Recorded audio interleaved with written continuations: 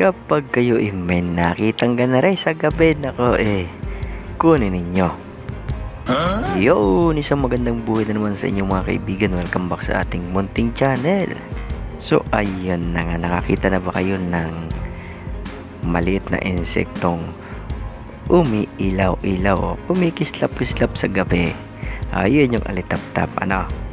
So makakita kayo niyan sa mga minsan sa mga halaman, o kaya naman sa mga puno o mga bulaklak na kadalasan yung medyo may nagtataglay ng bangong bulaklak, o kaya naman sa mga punong kahoy, o minsan sa mga mangga, o sa mga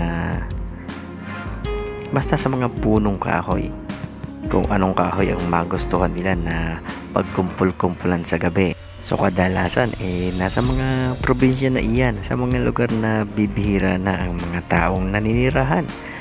Ewan ko lang dito sa syudad kung marami pang gayaan na.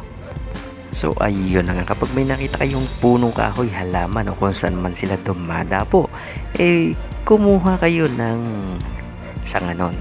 At yun ay maaari nyong gamitin na pampaswerte sa inyong mga tindahan. Ganon din naman ang kanyang pinagbahayan, mas maswerte kapag kayo ay makakakuha ng gayon. So kung anong itsura ng kanilang pinagbahayan ganare, tingnan ninyong maigi. So maaari nyong daladalahin niyan, ilagay sa inyong mga pitaka, mga bag, o kaya naman ilagay ninyo sa inyong mga tindahan upang makaakit ng mga bibili kung ano man ang iyong mga paninda.